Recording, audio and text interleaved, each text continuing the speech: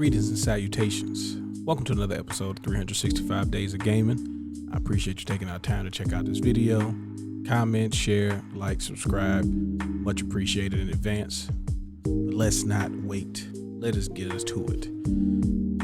I've been waiting to play this game to show you all for quite some time. For me, this was my MMO. Even though I was playing it offline, I played this game so much, like consistently, made a bunch of characters, me and the gang get together. Even some of my cousins who never really played these type of games, they made characters, they ran through it. And I haven't been able to get into the other versions of this game. I don't know, it's just something about this particular one. So I'm here to present to you Phantasy Star Online, episodes 1 and 2 for the GameCube. Now, when I got this game back in the day, like, my friends had already been playing it, and they were like, yo, you gotta get it. It's fun. Create your own character, level them up. I'm like, say less.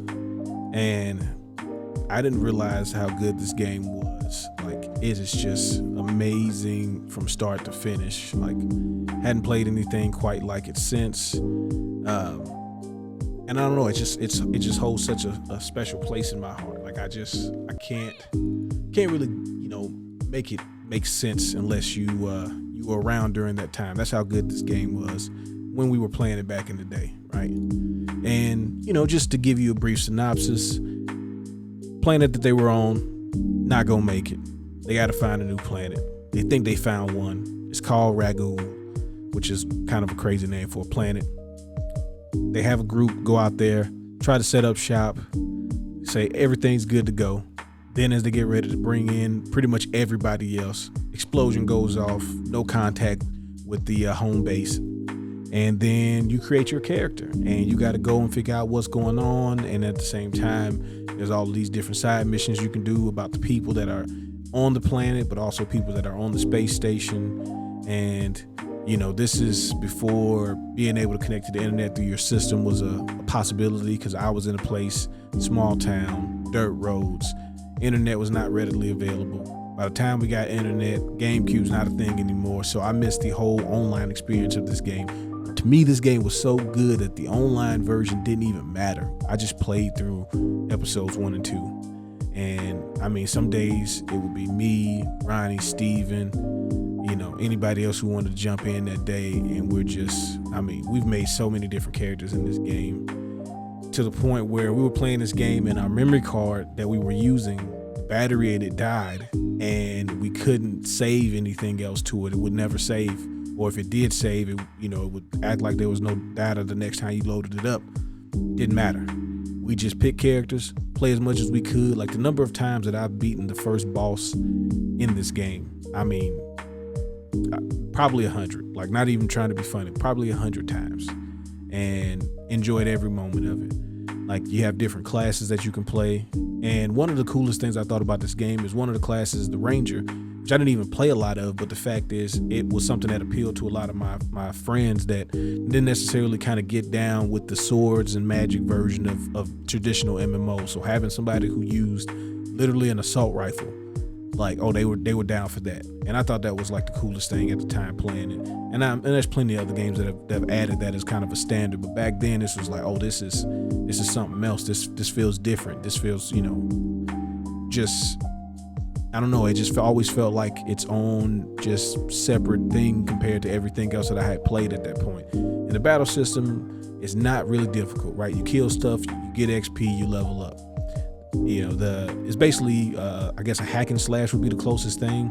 And I always liken this to like this in Champions of No-Wrath, where it's like, I'm not the traditional MMO audience, but these games were my MMOs. This is what I would play. This is the type of gameplay I want when I want to play a game that's going to require me to level up a character from 1 to whatever the max level is, which I think on here is 100. But yeah, just the different locations that you go through, and obviously you're not gonna see all of that in this video, but I'm telling you that this game was it, right? The number of hours I spent just leveling up my little buddy. You get your mag, and based on the things that you feed your mag, it changes what it evolves into. And once you hit level 10, you end up getting like your first mag ability, your photon blast. And it's like, so in addition to the abilities and moves that you learn and the weapons that you find, you build up enough energy and release this super move that, you know, usually clears out whatever you're fighting as far as like a wave of enemies or does a lot of damage to a boss.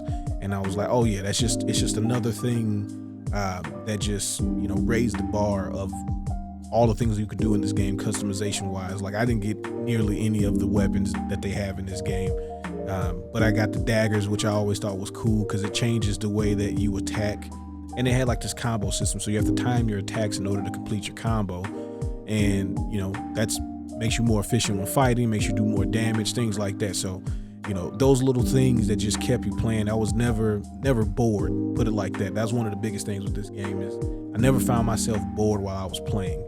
May have gotten frustrated a time or two, may have been upset that I didn't have my homies to help me out when I needed to get through this area that I was trying to do. But other than that, you know, I just played this game for hours and hours on end. I wish I could, you know, go back and find the memory card with all the information on it, but unfortunately it was lost in a house fire a long time ago. So, you know, can never get the full memories back, but I can always, you know, appreciate what this game, you know, allowed us to do and the fun it allowed us to have. I really wish I would have got a chance to play it online when it was out. And I've tried the other, you know, online Fantasy Stars, but it just, they never quite give me that feeling that my character is the focal point of this story. That's the one thing I liked about this game is, with a lot of MMOs, you feel like you're not really the main character. You're a person that's just there and stuff is happening around you, at least for me, right? But this game makes me feel like I'm the center of attention, and I need that. My ego needs that a lot.